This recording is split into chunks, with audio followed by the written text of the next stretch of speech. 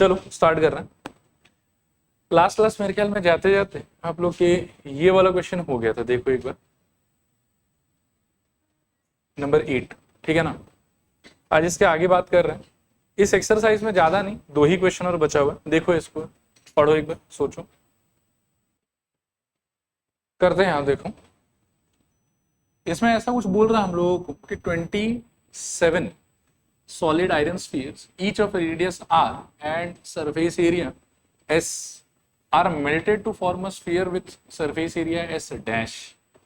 Find the radius r dash of the new sphere and ratio of s and s dash.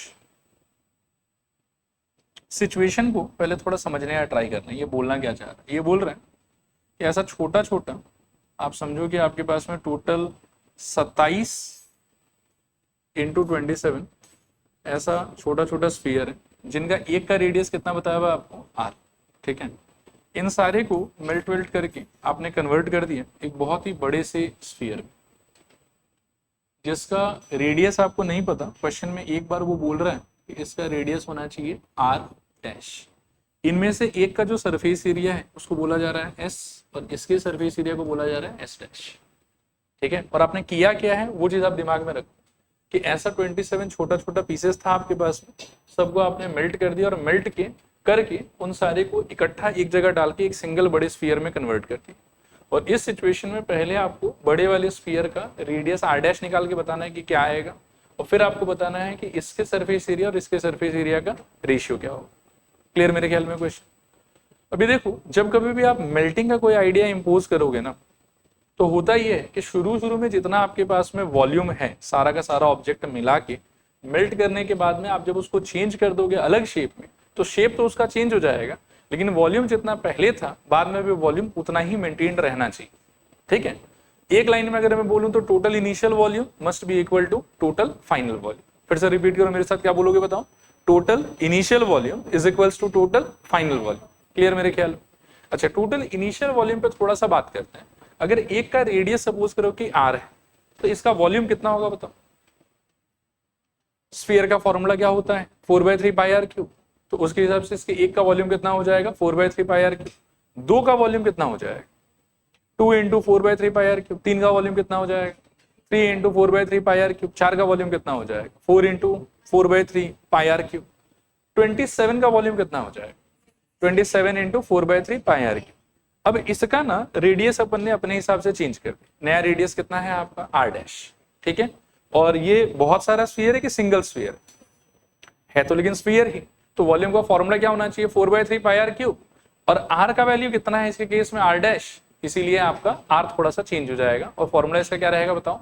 4/3 pi are cube, नहीं are dash cube, ठीक है। चलो लिखूं part 1 के लिए, ऐसा लिखना आप, हियर टोटल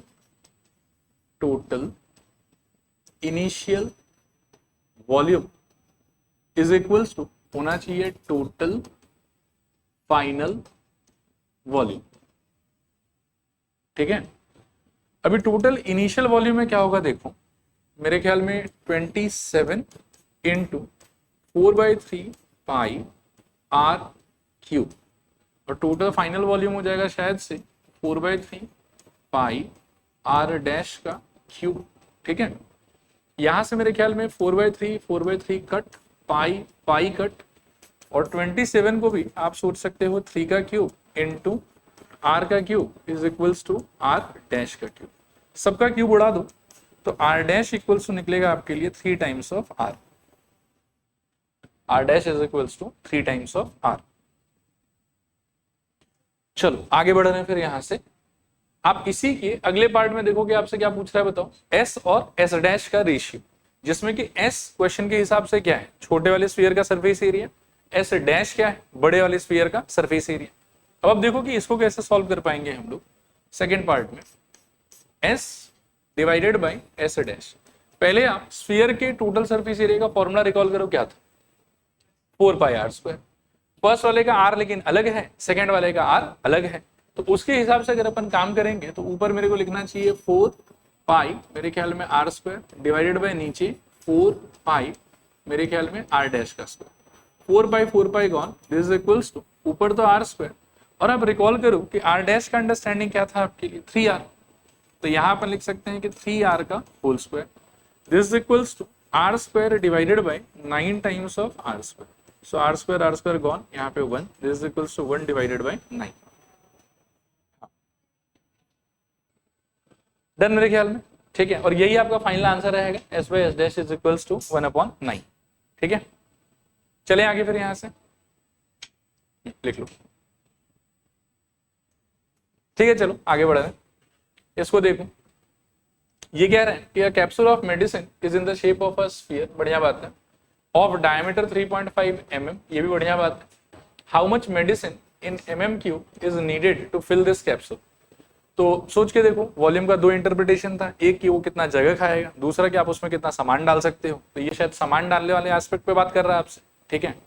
तो इसमें कितना मेडिसिन लगेगा हम लोग को, जितना उसका वॉल्यूम होगा, और वॉल्यूम के लिए वही फॉर्मूला लगाना है कि इसका स्फीयर का, तो 4/3 πr³ लिखूं here, d is equals to d is equals to 3.5 mm, so r equals to 3.5 by 2 mm। अब लिखो volume is equals to, volume is equals to मेरे ख्याल में 4/3 पाई r का cube, this is equals to 4/3 pi के जगह पर 22/7, और r के जगह पर मेरे ख्याल में इसको यूज कर सकते हैं, तो 35/20 इंटू 35/20 और इंटू 35/20, 7 से ये गया शायद 5, 5 से ये गया 4, 4 से ये 4 गया, 22 का 1 2 यूज, मतलब इसको 11 कर दो, इसको कर लो 10, और दो नहीं कटेगा शायद, ऊपर आपको मिल जाएगा मेरे ख्याल में 11 इंटू 1225 डिवाइडेड बाई 3 इंटू 20, ऐसा कुछ होना चाहिए, और 1225 इंटू 11, 5 7 4 3 1, 13475, अच्छा एक और 10 भी होगा, ठीक है, और ऊपर मिल जाएगा 13475 डिवाइडेड बाय, इसमें से मैं सोच रहा हूँ कि 6 को अलग कर देता हूँ और इंटू 1/100 रखो, ये डिवीजन करके देखो कितना आ रहा है, देखो ये डिवीजन आया अपना कितना, 2245.83 अपॉन में 100, और 100 से शिफ्ट करोगे तो ये हो जाएगा मेरे ख्याल में 22.4583, और बुक के हिसाब से दिया हुआ है 22.46 mm³, ठीक है, हाँ राउंड ऑफ कर दीजिए, ये आपका फाइनल आंसर है। और इस वाले क्वेश्चन के साथ में एनसीईआरटी के एक्सरसाइजेस जितना था वो सारा का सारा खत्म। अब हम अगले फेज में काम करेंगे कि एनसीईआरटी का जितना एग्जाम्पल है ना बुक में दिया हुआ, पहले वो कर लेते हैं, ठीक है। तो नेक्स्ट आप लोग हेडिंग लगाओ, एनसीईआरटी एग्जाम्पल्स, एनसीईआरटी एग्जाम्पल्स, आसान आसानी है, ज्यादा टफ नहीं है, लो पहला वाला देखो, पढ़ो एक बार, चलो ठीक है स्टार्ट कर रहे हैं, देखो इसको भी। The height of a cone is 16 centimetre, base is, मतलब base radius is 12 centimetre, and curved surface area, total surface area. तो सी से निकालने के लिए एक्स्ट्रा और क्या चाहिए होगा जो नहीं है आपके पास में, एल चाहिए होगा, लिखो एल के लिए, L square is equals to H square plus R square, H के जगह पर मेरे ख्याल में 16 स्क्वायर और प्लस इसके जगह पे शायद 12 square, this is equals to, ये आ जाएगा शायद 256 और वो आ जाएगा 144, दोनों मिला के शायद 400, right. So L square equals to 400, L equals to यहाँ से आ जाएगा शायद से 20 सेंटीमीटर। अब इसके बाद में देखो क्या होगा कि आपको पहले चाहिए सी ए से, तो सी ए से का आंसर होगा pi r l, this is equals to, pi के लिए बोल दिया कि 3.14 यूज कर रहे हैं, तो 3.14 इंटू रेडियस का वैल्यू अपने को दिया हुआ है 12 और एल का वैल्यू मेरे निकला है 20, ठीक है। तो ये हो जाएगा मेरे ख्याल में 314 अपॉन 100 इंटू इसका हम लोग कर सकते हैं शायद से 240, एक जीरो कट जाएगा, और देखो इन दोनों का प्रोडक्ट कितना आ रहा है, 314 इंटू 24, कितना 7496 7536। देखो इन दोनों का प्रोडक्ट सही कह रहे हो 7536 ऐसा कुछ आएगा, अपॉन में 10 सॉल्व करने पे 753.6 and unit is going to be centimetre square. और वापस से इसी का सेकंड पार्ट टीएसए, टीएसए के लिए हम लिख सकते हैं pi r l plus pi are square, this is equals to pi r l का तो वैसे आंसर निकाल के रखा हुआ है 753.6 प्लस पाई की जगह पर फिर से 3.14 इंटू आर की जगह पर शायद 12 था ना, 12 का square, this is equals to 753.6 plus 3.14 into मेरे ख्याल में 144। ठीक है, और ये प्रोडक्ट बताओ कितना आ रहा है?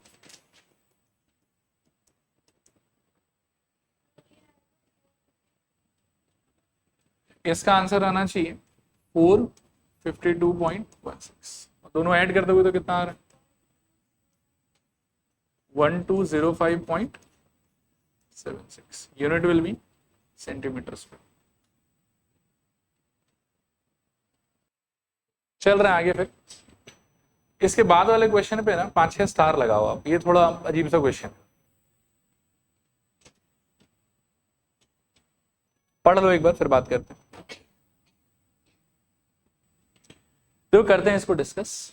हम रफली ऐसा मान के चल सकते हैं कि भुट्टा देखने में ऐसा होता है, ठीक है, ओके, और कहीं ना कहीं एक हैंडल जैसा यहाँ पे कुछ निकला हुआ होता है जिसमें हम पकड़ के भुट्टा खाते हैं चबा चबा के, ठीक है ना।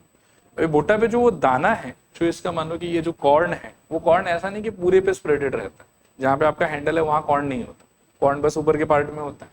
तो इस क्वेश्चन का कहना है ऐसा है कि अगर आप भुट्टा के ऊपर यानी कि अपने कॉर्न कॉब के ऊपर, ठीक है ना, आप अगर 1 सेंटीमीटर स्क्वायर का एरिया लेते तो उसके अंदर में 4 दाना निकले, ऐसा क्वेश्चन बोल रहे हैं। देखो कौन से लाइन से मेरे को ये समझ में आ रहा है, if each centimetre square of the surface of the cob carries an average of 4 grains, 1 centimetre square इसके ऊपर का अगर आप लेते हैं तो उसमें कितना दाना निकलेगा बताओ 4, ठीक है।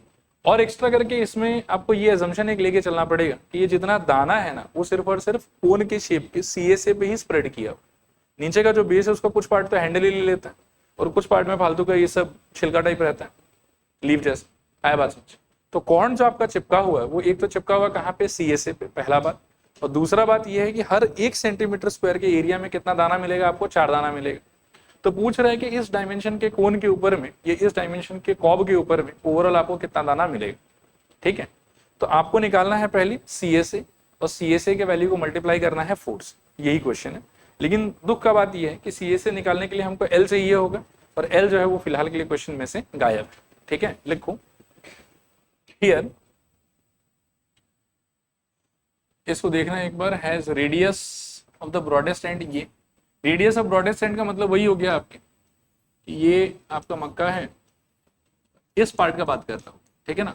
इसका आर कितना बताया हुआ आपको 2.1 शायद, और उसके बाद में आपको बोला हुआ है कि हाइट है 20 सेंटीमीटर, मतलब ये वाला पार्ट जो है ये आपको बोला हुआ है 20। लिखो now L square is equals to R square plus H square, this is equals to मेरे ख्याल में 2.1 का होल स्क्वायर प्लस एच की जगह पर 20 का whole square, this is equals to I think 4.41, और ये वाला शायद हो जाएगा 400, तो 404.41, ये एल स्क्वायर का आंसर है। यहां से एल का आंसर आएगा रूट अंडर 404.41, और इसका आंसर आना चाहिए 20.11, एल इज इक्वल्स टू 20.11। निकालोगे कैसे, तो निकालने का तरीका वही होगा लॉन्ग डिवीजन मेथड जो ऑलरेडी सिखाया हुआ है, ठीक है। बाकी मैं बोलूंगा कि अगर हो सके तो वैल्यू याद भी कर लेना, फालतू एग्जाम में टाइम बचेगा, ठीक है। तो एल इक्वल्स टू 20.11, आगे लिखो now CSA is equals to pi RL, this is equals to 22/7 into R के जगह पर 21/10 और इंटू L के जगह पर 2011 डिवाइडेड बाई 100। एक तो शायद ये कट जाएगा 3, फिर 66 इंटू 2011 डिवाइडेड बाई 1000। एक बार बताना जरा ये प्रोडक्ट कितना है।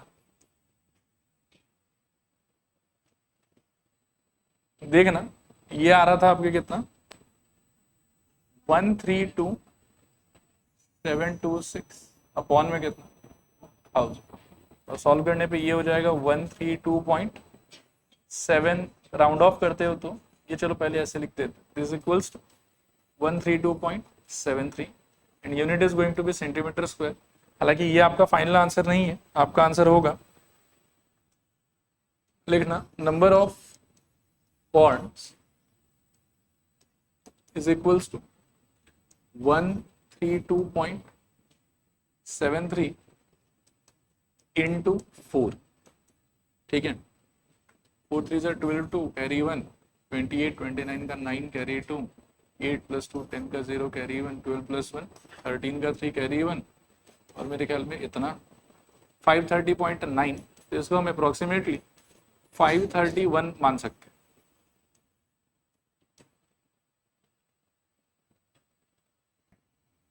देखो ये क्लियर हुआ कि नहीं हुआ। एग्जाम पॉइंट ऑफ व्यू से देखो बहुत टफ नहीं था, लेकिन हाँ कुछ कैलकुलेशंस का एस्पेक्ट है कि ये अगर करके जाते हो घर से तो अच्छा रहेगा, इजी रहेगा, ठीक है। चलें आगे फिर। ओके ये वाला डन। अगला क्वेश्चन देखो, बहुत ही आसान क्वेश्चन है, बस कई बार होता है कि पढ़ के समझ में नहीं आता कि चल क्या रहा है।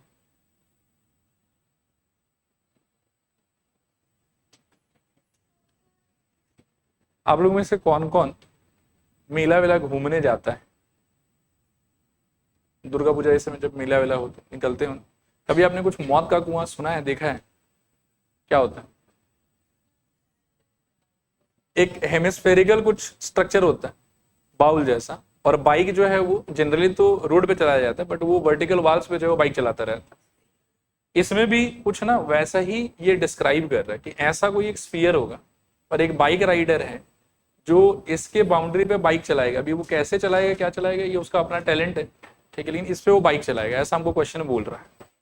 और इस स्फीयर का जो रेडियस है वो मेरे को कितना दिया हुआ है 3.5, हाँ 7/2 वही कह रहा हूँ। वो आपका डायमीटर हो गया तो रेडियस आपका आधा हो जाएगा, ठीक है।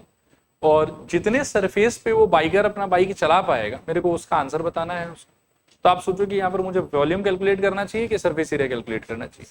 Obviously surface area. तो लिखो required area is equals to 4 pi r², 4 pi r²। Solve करोगे तो 4 इंटू 22/7 इंटू मेरे ख्याल में r की जगह पर 7/2 इंटू 7/2, एक 7 कट गया और ये दोनों मिला के 4 भी कट गया। This is equals to 22 into 7 कितना हो जाएगा 154 सेंटीमीटर स्क्वायर, अच्छा sorry metre square,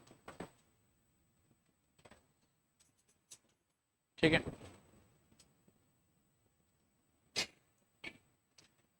next question देखते हैं। देखो इसको, a hemispherical dome of a building needs to be painted, see figure that one.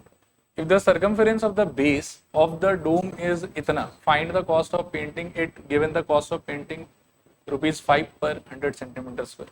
Again I will say कि 3 स्टार लगा लो, सिंपल भी है, इजी भी है, और एग्जाम में आने का बहुत बहुत चांसेस भी। सुनना ध्यान से, इस डोम को ना मेरा इच्छा हो रहा है कि मैं एक बार यहाँ बनाऊं आपकी। मानो कि ये अपना डोम हो गया और ये हो गया, ये डोम है एक्चुअली। अब मेरा सवाल आपसे ये है कि इस लाइन को आप क्या समझते हो? The circumference of the base of the dome is इतना, इसका मीनिंग आपके हिसाब से क्या? वो जो नीचे वाला येलो सर्कल है उसका टोटल लेंथ आपको कितना बताया हुआ है 17.6, और नीचे वाले सर्कल का ही थोड़ी देर के लिए मैं अगर इस डिस्टेंस को r मानूं तो डू यू थिंक कि according to question they are trying to say कि 2 pi r is equals to 17.6? क्या कहते हैं? देखो ये समझ आया कि नहीं? अभी इसको एक्सप्लोर करके सॉल्व करके मेरे को पहले क्या निकालना पड़ेगा r निकालने के बाद में ये लोग बोल रहे हैं कि पेंट वेंट करना है, वो भी किसको करना है? तो CSA को करना है, ठीक है ना। तो इसके बाद में I will find out 2 pi r², and उसके बाद में रेट में भी बहुत जमीला है। देखो ध्यान से, ₹5 पर सेंटीमीटर स्क्वायर नहीं बोला कि फट से आप जो है जो भी इसका आंसर आएगा उसको 5 से मल्टीप्लाई कर दो। ₹5 पर 100 सेंटीमीटर स्क्वायर है, तो ऐसे सिचुएशन में क्या सिखाया था मैंने, किससे मल्टीप्लाई करना होगा आपको, 5/100 से। ठीक है, क्लियर मेरे ख्याल में। चलो तो लिखूं here 2 pi r is equals to 176 upon 17.6 बोल रहा था ना 10, so 2 into 22 upon 7 into r is equals to 176 upon 10। मेरे ख्याल में 11 से काट सकते हैं, तो 2 और यहाँ पे 1 और 6 16, फिर 4 हो गया ये, तो 4 से पूरा ही उड़ा तो 4 आ जाएगा यहाँ पे। This implies r is equals to I think 28 upon 10। ठीक है, सही कह रहा हूँ शायद। तो r इक्वल्स बेसिकली 2.8, रेडियस आ गया। इसके बाद में हम बोलेंगे, एक बार और पढ़ लेते हैं, find the cost of painting. ठीक है, देखो कहीं पर कुछ बोला नहीं कि CSA होगा कि TSA होगा, लेकिन ऑब्वियस सा बात है कि बिल्डिंग का सिचुएशन है ना, तो ये जो सर्कल वाला पार्ट है ये खुला ही रहेगा, कोई भी बिल्डिंग में इसको पैक करेगा क्या मतलब बने। ठीक है ना, तो इसीलिए हम CSA ही निकालेंगे। लिखो CSA is equals to 2 pi r square, so this is equals to 2 into pi की जगह पर आई थिंक 28/10, सॉरी क्या बोल 22/7 और इंटू 28/10 इंटू 28/10। काटोगे वाटोगे तो 7 से ये शायद 4, बाकी 44 इंटू 4 इंटू 28 अपॉन 100। मेरे ख्याल में ये दोनों का प्रोडक्ट 160 और 16 तो 176, 176 इंटू 28 अपॉन 100, ये प्रोडक्ट एक बार देखो कितना। सो ये आ जाएगा मेरे ख्याल में 4928 upon 100, this is equals to 49.28 and unit is going to be metre square. अच्छा इसमें तो बहुत झमेला है, ये शायद 5/100 भी डायरेक्टली नहीं होगा, ये सेंटीमीटर स्क्वायर में दिया। ठीक है, इसका यूनिट कितना हो जाएगा बताओ, मीटर स्क्वायर। लेकिन जो कॉस्टिंग है आपका वो किस में दिया हुआ है, सेंटीमीटर स्क्वायर में दिया हुआ है। तो बेस्ट अप्रोच यही होगा ना कि जो आपका एरिया का आंसर आया है इसी को एक बार मीटर स्क्वायर में कन्वर्ट कर दो। ठीक है, तो इसको मीटर सॉरी सेंटीमीटर स्क्वायर में कन्वर्ट कर दो। तो इसको अगर सेंटीमीटर स्क्वायर में कन्वर्ट करते हो तो क्या होगा, देखो 4928 अपॉन 100 का फ्रैक्शन बना लो यहाँ पे, 1 मीटर की जगह पर 100 सेंटीमीटर और सेकेंड मीटर की जगह पर भी फिर से 100 सेंटीमीटर, तो ओवरऑल ऐसा कुछ हो जाएगा आपका, एक 100 का फैक्टर कट जाएगा and it will be 492,800 I think centimetre square. ठीक है, और यहां से आप कह सकते हो कि now cost is equals to 492,800 into 5 divided by 100। मेरे ख्याल में दोनों जीरो कट जाएगा, कितना आ रहा है ये प्रोडक्ट 24,640 ठीक है, ठीक है, यही फाइनल आंसर। चलो आगे बढ़ रहे हैं फिर। नेक्स्ट इसको देखो, the height and the slant height of a cone are this and this respectively, find the volume of the cone. Volume का फॉर्मूला क्या था कोन के लिए, 1/3 पाई r स्क्वायर। h क्या है और क्या नहीं है, r नहीं है और h है। लिखो हियर पहले लिखो L square is equals to क्या, h square plus r square. Value बिठाओगे तो L आपको दिया हुआ है 21 ना, का square is equals to h दिया हुआ आपको 28 का स्क्वायर। ऐसे कुछ गलत बोल रहा हूँ क्या, स्लैंट हाइट 21, अच्छा नहीं मैं उल्टा पढ़ा रहा हूँ। हाइट है हम लोग का 21 का स्क्वायर और r हम लोग ढूंढ रहे हैं, स्लैंट हाइट हम लोग को दिया हुआ 28 का स्क्वायर।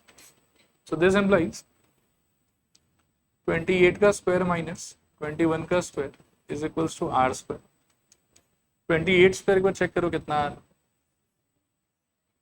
784 और ये तो होता है शायद 441, this is equals to r square.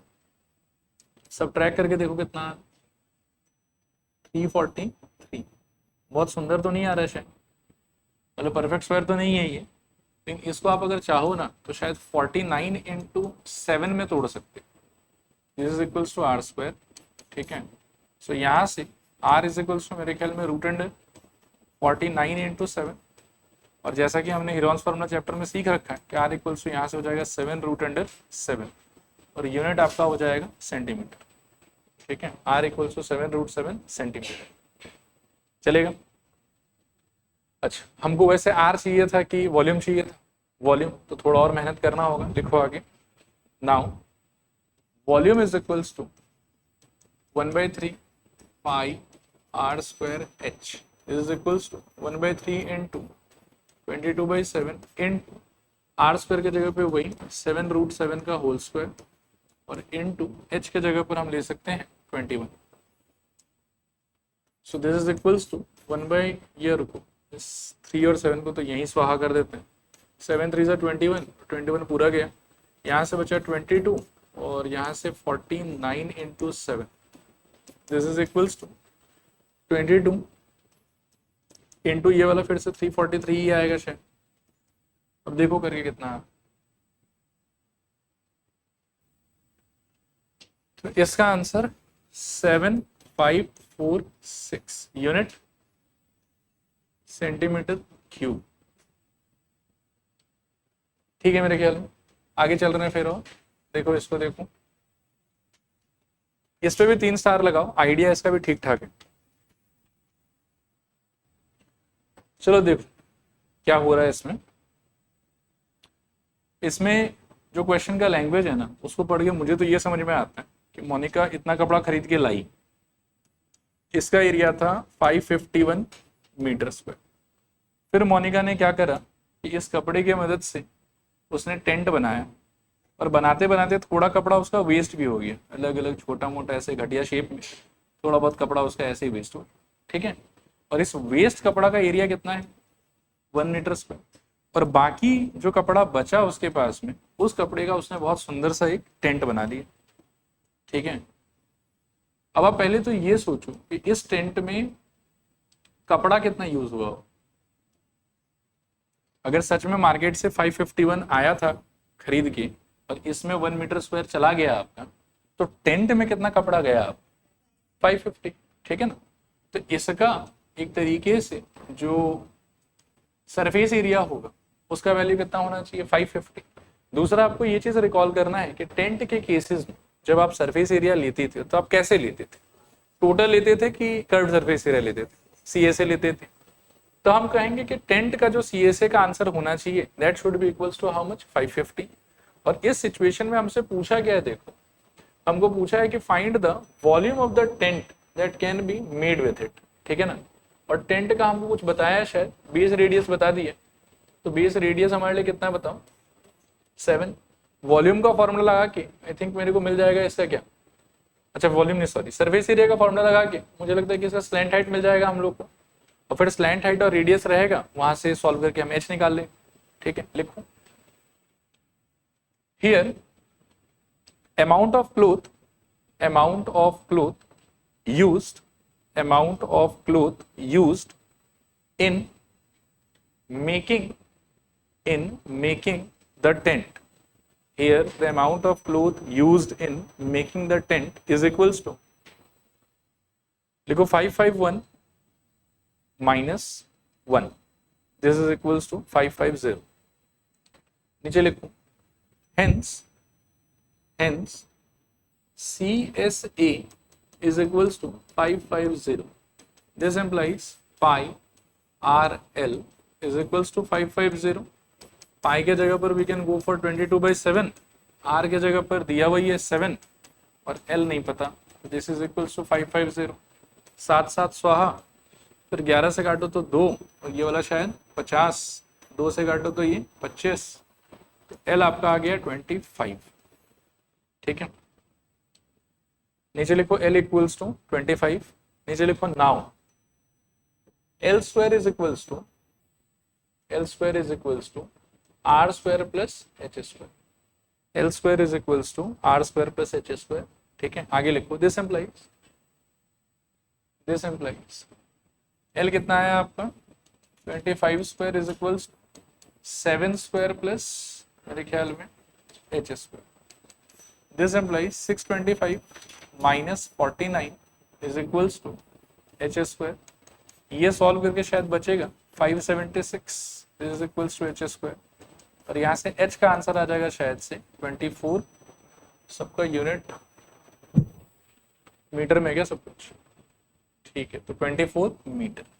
इसके आगे लिखो therefore volume is equals to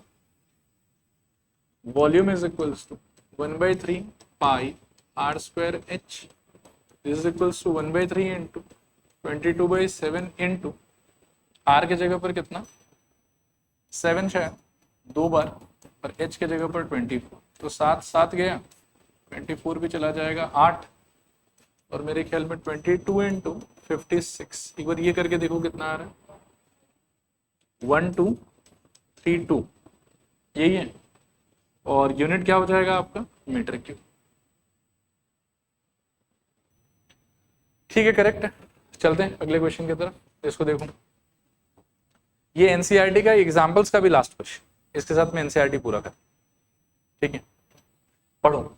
a short put is a metallic sphere of a radius इतना, बढ़िया बात है। If the density of the metal is इतना, ये भी बढ़िया बात है। Find the mass of the short put.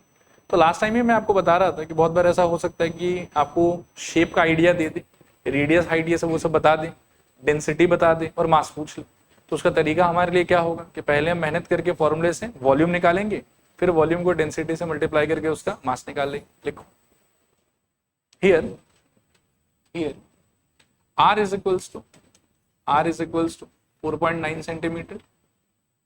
नीचे लिखो therefore v is equals to, since ये स्फीयर के फॉर्मेट में है तो 4/3 पाई r का cube, this is equals to 4/3 into pi के जगह पर आई थिंक 22/7, और r के जगह पर हम 49/10 इंटू 49/10 इंटू 49/10 कर सकते हैं। ठीक है, मेरे ख्याल में 7 का ये किया गया 7, और 3 शायद अटका हुआ रह जाएगा अपना, तो 4 इंटू 22 मेरे ख्याल में 88 इंटू 7 इंटू 49 इंटू 49 पॉन में 3 इंटू 1000 रहने दो इसको, एक बार कुछ करो मत, ऐसे ही छोड़ दो इसको, सेंटीमीटर क्यूब। आगे लिखो now mass is equals to volume into density, mass is equals to volume into density.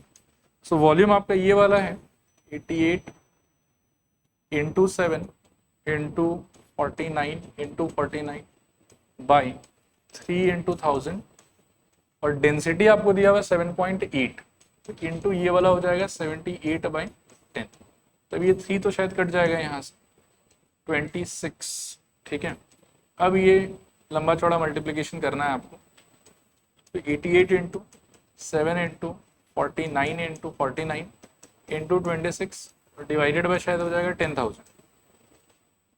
देखो करके कितना आ रहा है, हाँ 88 होता, सही करो। अच्छा बताना एक बार कितना आया था, 38, ठीक है, बाई 10,000, और इस सिचुएशन में यूनिट आपका रहेगा ग्राम। ठीक है ना, तो इसके चक्कर में 1 2 3 4 3845.4416 ग्राम, और केजी में अगर कन्वर्ट करते हो तो 3 डिजिट और पीछे ले आओगे, कितना हो जाएगा बताओ, 3.8454416 केजी, ये आपका आंसर है। ठीक है, चलो आज के लिए इतना ही, आज यहीं पे रोक देते हैं एक बार।